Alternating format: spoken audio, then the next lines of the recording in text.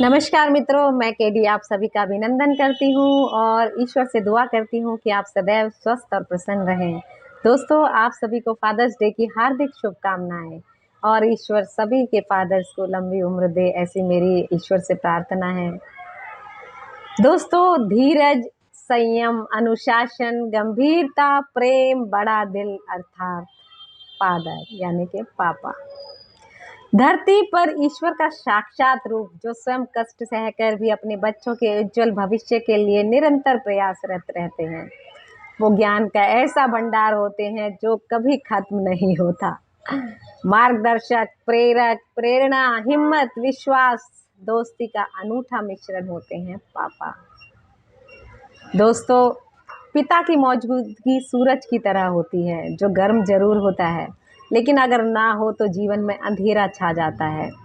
किसी ने क्या खूब कहा है, मुझे रख लिया छाँव में, मुझे रख लिया छाँव में, खुद जलते रहे धूप में। मुझे रख लिया छाँव में, खुद जलते रहे धूप में। मैंने देखा है एक ऐसा फरिश्ता अपने पिता के रूप में। मैंने देखा है एक ऐसा फरिश्ता अपने पिता के रूप में। ऊपर से कठोरता का आवरण ओढ़े हुए हर पिता अपने परिवार के लिए एक मजबूत दीवार की तरह होते हैं, जो अपने मजबूत कंधों पर उनकी पूरी जिम्मेदारी उठाने के लिए हर समय तत्पर रहते हैं।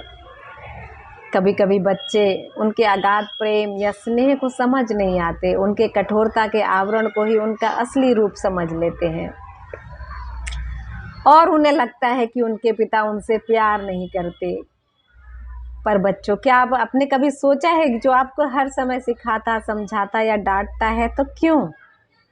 क्योंकि वो आपसे बहुत प्यार करते हैं और किसी भी स्थिति में आपका अहित नहीं होने देना चाहते। वो नहीं चाहते कि कोई और बाहर का व्यक्ति कभी आपको कुछ कह पाए। उस चीज़ के लिए वो आपको पहले से ही खुद डांट फटकार या समझा कर तैयार कर देते हैं। हाँ, ये ज़रूर है, माँ की तरह लाड मनुहार हंसी ठिठोली पापा नहीं कर पाते, पर इससे उनके प्यार को कम नहीं आंका जा सकता।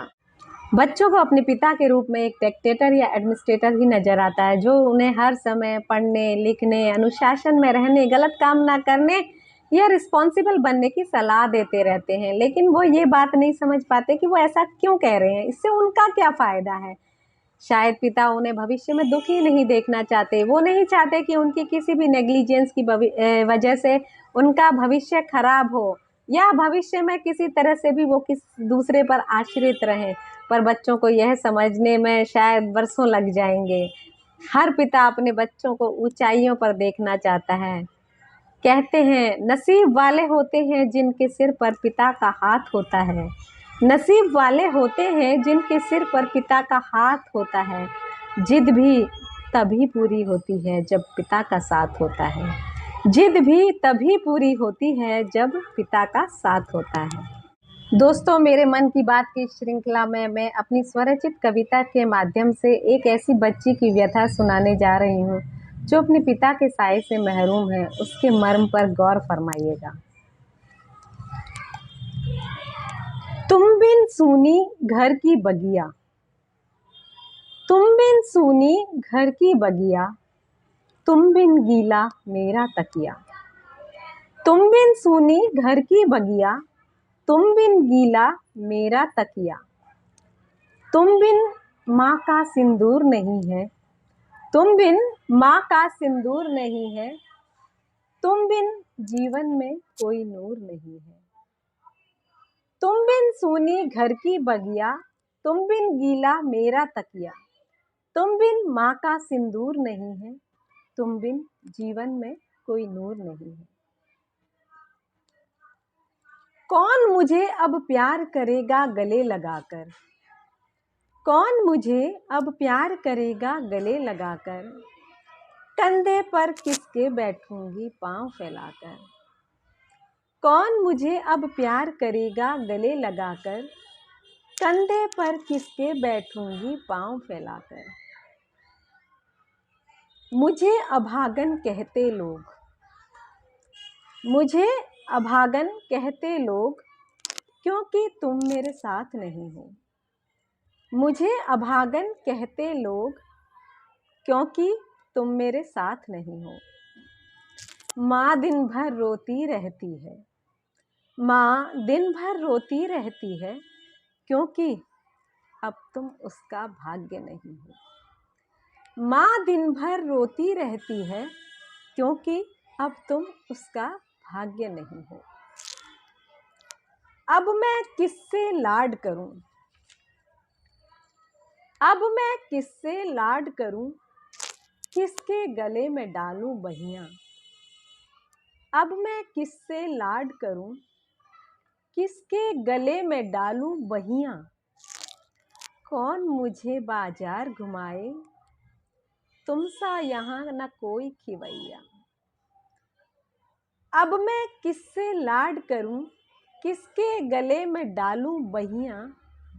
कौन मुझे बाजार घुमाए, तुम सा यहाँ न कोई खिवैया। नहीं चाहिए कोई खिलौना, नहीं चाहिए कोई खिलौना, नहीं सजोना सपना सलोना। नहीं चाहिए कोई खिलौना, नहीं सजोना सपना सलोना। नहीं करूँगी तंग मैं तुमको, नहीं करूँगी तंग मैं तुमको, मुझको दर्श दिखा जाओ। नहीं करूँगी तंग मैं तुमको, मुझको दर्श दिखा जाओ। पापा वापस आ जाओ, पापा वापस आ जाओ। जब भी दर्द ने मुझको पारा, जब भी दर्द ने मुझको मारा, पापा मैंने तुम्हें पुकारा। जब भी दर्द ने मुझको मारा, पापा मैंने तुम्हें पुकारा।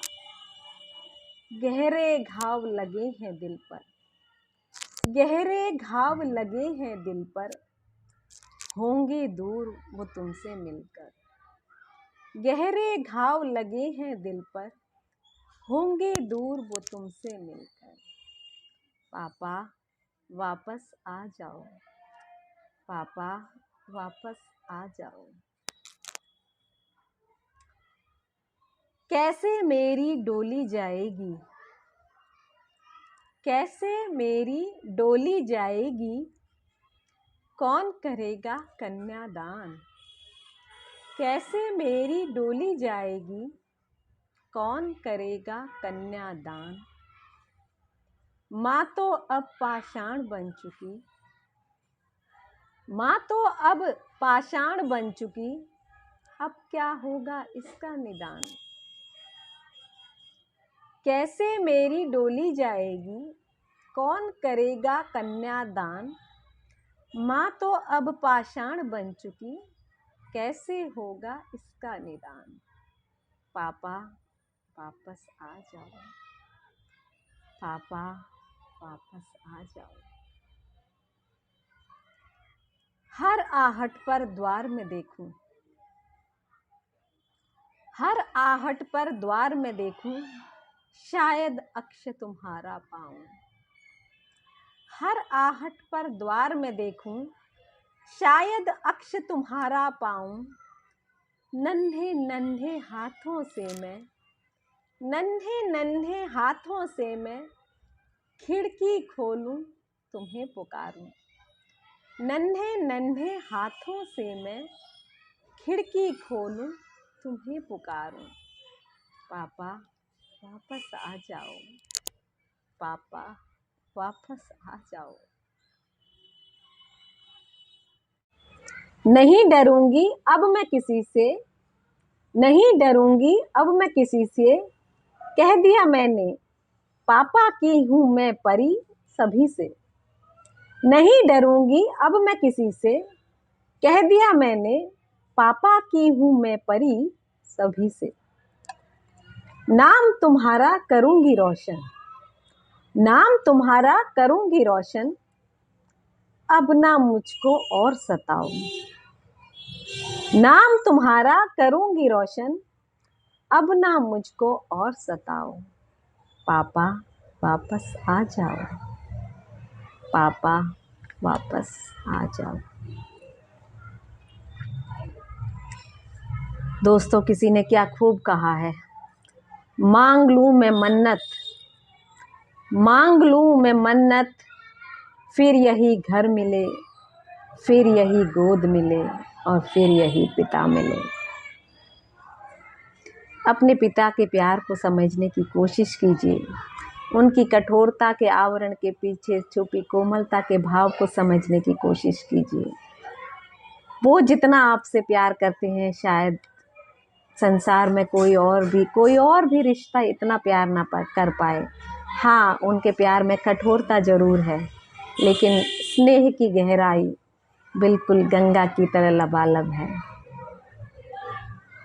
हमेशा अपने पिता का सम्मान करें। वो आपसे कुछ नहीं चाहते, सिर्फ सम्मान चाहते हैं। जीवन के हर मोड़ पर आपकी सफलता ही उनकी सफलता है, इसलिए सदैव उनका आदर करें, उनका कहना मानें, उन्हें सम्मान दें।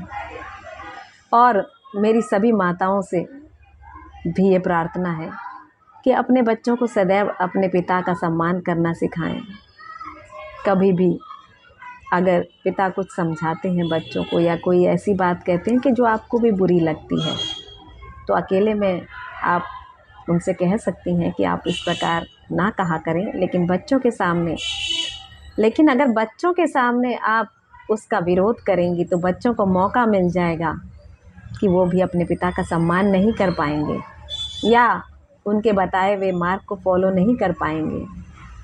शायद बचपन में ये बातें तो हम डाइजेस्ट कर पाएँ, लेकिन जैसे जैसे बच्चे बड़े होते जाएंगे तो वो चीज़ें उनके भविष्य में उनके लिए बहुत बड़ी प्रॉब्लम क्रिएट कर सकती हैं।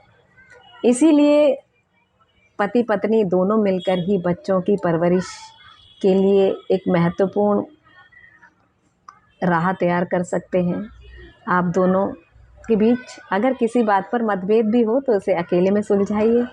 बच्चों के सामने एक अच्छा आदर्श प्रस्तुत कीजिए। एक दूसरे की कही हुई बात को मानिए ताकि बच्चे आपसे प्रेरणा लें और आगे भी आप लोगों का एग्ज़ाम्पल अपनी आगे आने वाली जनरेशन को दें कि देखिए किस तरह से हमारे माता पिता हमें इस तरह की बातें समझाते थे जिससे कि हमारा मार्ग प्रशस्त हुआ और आज हम इस मुकाम पर हैं। तो आप नई जनरेशन भी इस चीज़ को फॉलो करेगी और आगे बढ़ेगी और इस तरह समझदारी का ये सिलसिला ज़िंदगी भर आगे बढ़ता रहेगा।